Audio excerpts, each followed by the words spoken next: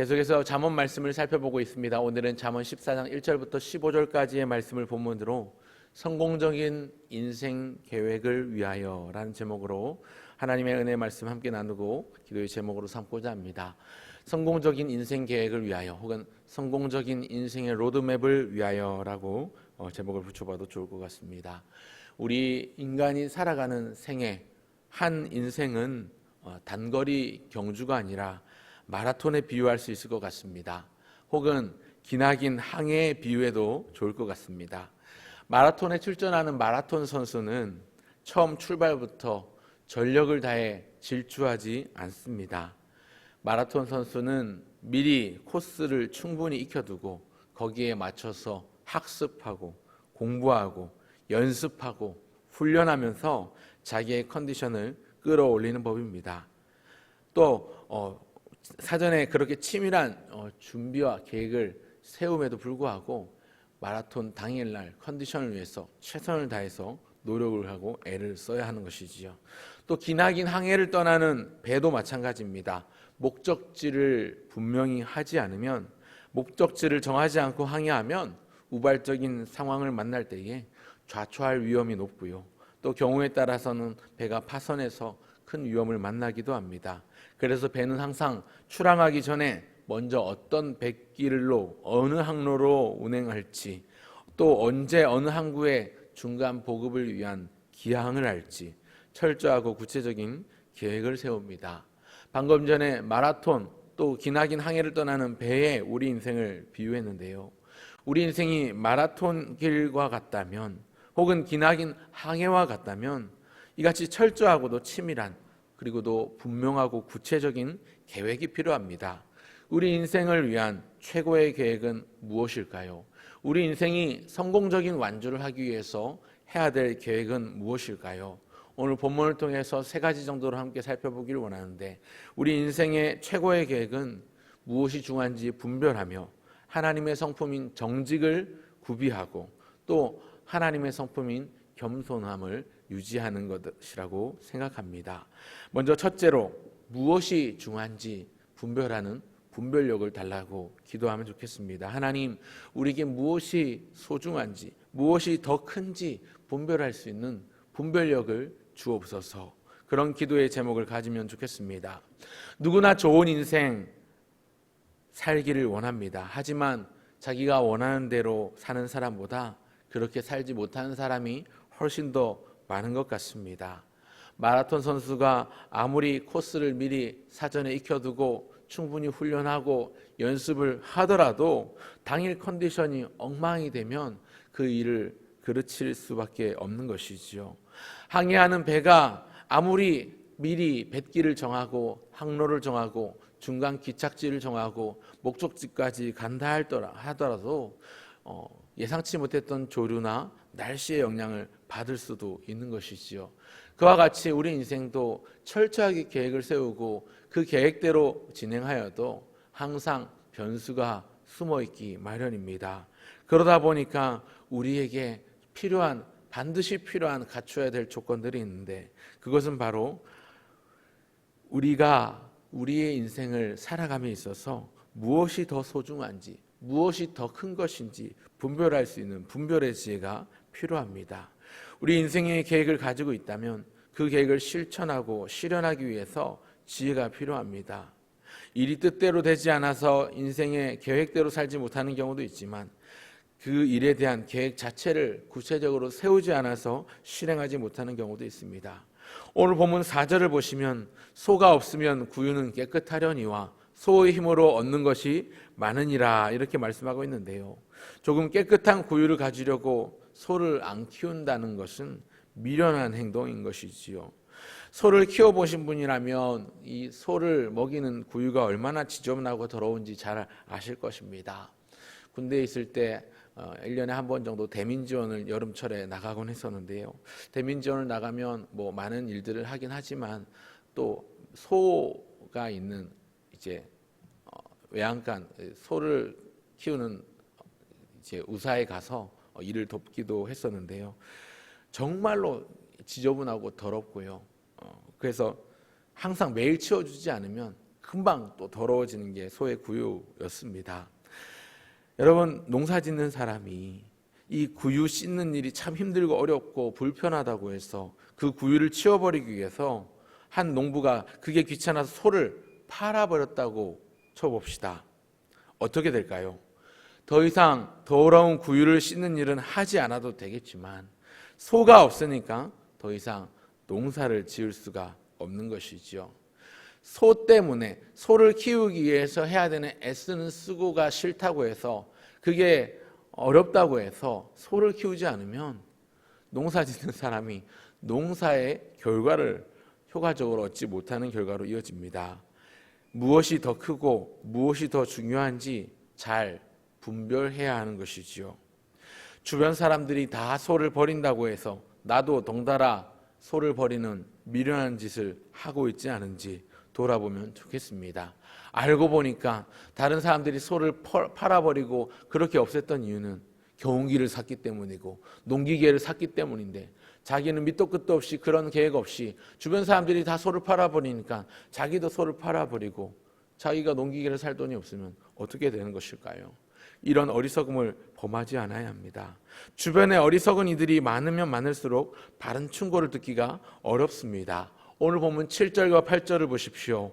너는 미련한 자의 앞을 떠나라. 그 입술에 지식이 있음을 보지 못함이니라. 슬기로운 자의 지혜는 자기의 길을 아는 것이라도 미련한 자의 어리석음은 속이는 것이니라. 우리 주변에 어리석은 자, 미련한 자가 있을 수 있습니다. 그렇다면 그 사람을 가까이 하지 않아야 되겠죠. 반대로 지혜로운 자, 슬기로운 자를 가까이 하면 그 슬기로움과 지혜를, 그 지혜의 혜택을 나도 누릴 수 있습니다. 무엇보다 사람의 충고가 아니라 오늘 우리에게 주시는 하나님의 교훈과 훈계를 인생 설계의 중심에 두어야 되겠습니다. 그렇기 때문에 우리 인생의 계획을 세움에 있어서 가장 소중한 기도의 제목 중에 하나는 이것입니다. 하나님, 우리에게 무엇이 중요한지 분별할 수 있는 분별력을 주옵소서. 하나님, 무엇이 더 큰 일인지 바르게 바라볼 수 있는 시각을 주옵소서. 이러한 기도의 제목들을 가지고 무엇이 중요한지 판단할 수 있는 분별력의 지혜를 간구하며 구하며 기도하며 찾을 수 있는 저와 여러분 모두가 되시기를 간절히 바랍니다. 그런가 하면 둘째로 우리가 구비해야 될 조건은 사람과 하나님 앞에서 정직하게 해달라는 기도, 정직을 구하는 기도여야 합니다. 하나님 앞에서, 사람 앞에서 오늘도 내일도 정직하게 하옵소서. 이러한 기도의 제목이 있어야 되겠습니다. 무엇보다 그리스도인이 정직해야 될 이유가 있습니다. 무엇일까요? 우리가 경외하고 섬기는 하나님이 진실하시기 때문입니다. 본문 2절을 보시겠습니다. 정직하게 행하는 자는 여호와를 경외하여도 패역하게 행하는 자는 여호와를 경멸하느니라. 하나님을 경외하는 것이 정직한 자의 모습입니다. 하나님을 경외하는 사람일수록 정직합니다. 반대로 바꿔 말하면 패역하게 행하는 자가 여호와를 경멸합니다. 패역하게 행하는 그 행위 자체가 하나님을 무시하고 여호와를 경멸하는 행위입니다. 우리가 섬기고 우리가 믿고 따르는 분, 그 하나님이 무엇보다 진실이 한이 없으신 분, 진실이 무망하신 분이기 때문에 모든 하나님의 백성은 정직해야 합니다. 진실하신 하나님께서 우리에게 주신 복음도 진실합니다. 진리입니다. 5절을 보십시오. 신실한 증인은 거짓말을 아니하여도 거짓 증인은 거짓말을 뱉느니라. 오늘 하나님을 믿고 예수 그리스도를, 예수님을 우리의 구주로 믿고 고백하는 저와 여러분에게는 신실한 증인이라는 사명이 뒤따릅니다. 신실하신 하나님께서 진실로 우리에게 건네주신 진리의 말씀인 복음을 우리에게 맡겨주셨습니다. 그 복음을 내가 가졌다는 사실과 이 복음만이 세상을 살릴 수 있다는 이 분명한 사실을 바르게 증언하는 사람이 정직한 사람이요 지혜로운 사람입니다. 9절을 보십시오. 미련한 자는 죄를 심상히 여겨도 정직한 자 중에는 은혜가 있느니라. 여기 심상히 여기다라는 뜻은요, 업신여기다 혹은 대수롭지 않게 여기다라는 뜻인데요. 여러분, 미련한 자는 죄를 대수롭지 않게 여기며 죄를 쉽게 저지르지요. 정직한 자 중에는 은혜가 있느니라 이렇게 말씀합니다. 하나님을 경외하는 사람이 정직한 자라고 했는데 하나님을 경외하는 자에게는 은혜가 머문다는 이야기입니다. 계속해서 잠언 기자는 악한 자와 정직한 자, 미련한 자와 지혜로운 자, 또 슬기로운 자와 미련한 자, 이런 식으로 각 부분마다 절마다 계속 대조와 대꾸를 통해서 비교하면서 정직하기를 강조하고 있습니다. 여러분, 증인의 삶을 살려면 죄를 멀리해야 합니다. 우리가 부활하신 예수님의 증인이요 참된 하나님 나라의 복음의 증인이 되려면 죄를 피해야 합니다. 죄를 파해야 합니다. 죄를 가까이 하지 않고 의로운 사람으로 의로운 삶을 살아야 합니다. 왜 그래야 합니까? 죄가 우리를 더럽히기 때문입니다. 죄는 우리를 거짓되게 하기 때문입니다. 죄는 우리를 거짓말하는 자로 만들어버리기 때문입니다. 하지만 하나님 앞에서 정직한 증인은 하나님의 귀한 쓰임을 받고 하나님의 보상을 받습니다. 그렇기 때문에 오늘 우리가 기도해야 될 두 번째 기도의 제목은 이것입니다. 하나님 앞에서 또 사람 앞에서 정직하게 하옵소서. 정직한 자가 지혜로운 자라면 그 정직한 자에게 은혜가 머무는 줄 믿고 하나님을 경외함으로 하나님을 섬김으로 그렇게 하나님이 주신 지혜와 은혜를 누리게 하옵소서. 우리가 기도해야 될 두 번째 기도 제목이라고 생각합니다. 그런가 하면 마지막 셋째로 오늘 본문에서 발견하는 세 번째 기도의 제목은 하나님 어느 때든지 겸손케 하옵소서. 우리로 하여금 겸손하게 하옵소서 하는 것입니다. 오늘 보면 3절을 보시면 미련한 자는 교만하여 입으로 매를 자청하고 지혜로운 자의 입술은 자기를 보존하느니라 이렇게 말씀합니다. 교만에 대한 교훈이지요. 6절도 보시면 거만한 자는 지혜를 구하여도 얻지 못하거니와 명철한 자는 지식 얻기가 쉬우니라. 거만한 자에 대해서 말씀하고 있습니다. 또 읽은 본문 13절부터 15절까지의 말씀을 보면 역시 분명하게 겸손에 대한 교훈이 나오고 있는 것을 볼 수 있습니다. 13절 웃을 때에도 마음에 슬픔이 있고 즐거움의 끝에도 근심이 있느니라. 14절 마음이 굽은 자는 자기 행위로 보응이 가득하겠고 선한 사람도 자기의 행위로 그러하리라. 그래서 15절 어리석은 자는 온갖 말을 믿으나 슬기로운 자는 자기의 행동을 삼가느니라. 여기 삼가하다는 뜻은 히브리어 빈이라는 뜻인 빈이라는 단어인데요. 깊이 생각하여 살피다, 심사숙고하다, 분별 있게 행동하다 이런 뜻을 가지고 있습니다. 우리가 오늘 가져야 될 세 번째 기도의 제목은 하나님 앞에 사람 앞에 정직할 뿐만 아니라 어느 때든지 항상 겸손하게 하옵소서 하는 겸손에 대한 기도의 제목입니다.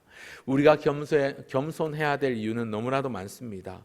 무언가 내 손에 가득 쥐고 있으면 그것 때문에 든든하게 생각하고 그것 때문에 어깨에 힘이 들어가고 그것 때문에 다른 사람에게 큰 소리치는 교만으로 이어지기가 쉽습니다.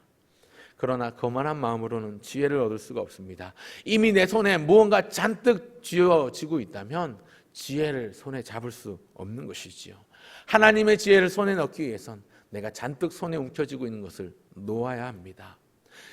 감기에 걸린 아이가 감기약을 먹어야 되는데 입에 사탕을 물고 있어요. 이 사탕을 뱉어야만이 감기약을 먹고 감기가 빨리 나을 텐데 이 아이는 감기는 낫고 싶은데 사탕 뱉기가 싫은 겁니다. 감기가 나을 수가 없는 것이지요. 겸손이 그와 같습니다. 우리가 겸손하기 위해선 우리를 겸손하지 못하게 만드는 것들을 기꺼이 내려놓을 수 있는 믿음이 있어야 하는 것입니다. 거만한 마음으로는 지혜를 얻을 수 없습니다. 오늘 본문 13절이 말씀하는 것처럼 지금 웃을 일이 많다고 해서 교만하면 안 된다는 것이죠. 그렇게 경고하고 있습니다. 왜 그렇습니까? 웃음 뒤에 즐거움 뒤에 슬픔이 뒤따라올 수 있기 때문입니다. 가벼운 입술은 겸손과 거리가 멉니다. 그렇기 때문에 입술을 단속해야 합니다. 성경 야고보서 기자는 입술의 중요성에 대해서, 말의 중요성에 대해서 작은 새치혀에 불과하지만 작은 배에 작은 키가 큰 배를 움직이는 것처럼 우리의 작은 새치혀가 우리의 삶을 좌우할 수 있음을 경고합니다. 가벼운 귀는 우리를 경거망동하게 만듭니다. 이 말도 듣고 저 말도 듣고 그래서 마음이 날마다 갈대와 같이 이리 바뀌고 저리 바뀌는 것이라면 지혜를 얻기보다 미련한 자의 자리에 갈 가능성이 더 높습니다. 그렇기 때문에 지혜로운 사람이라면 입은 무겁고 귀는 신실한 말을 가려 들어야 하는 것이지요. 입술의 지혜와 곧 말의 지혜와 또 귀의 지혜 곧 듣고 분별하는 지혜가 있기를 간구하는 기도의 제목이 오늘 우리가 기도해야 될 세 번째 기도의 제목이라고 확신합니다. 오늘 주신 말씀을 기억하면서 하나님 우리에게 무엇이 소중한지 무엇이 더 큰 것인지 바른 분별력을 주옵소서. 또한 동시에 하나님과 사람 앞에서 항상 정직하게 하옵소서. 정직할 뿐만 아니라 어느 때나 무엇이나 겸손하게 하옵소서. 기도하시며 하나님의 응답을 보응으로 받으시는, 하나님의 하늘의 신령한 복을 선물로 받으시는 저와 여러분 모두가 되시기를 주님의 이름으로 축원합니다.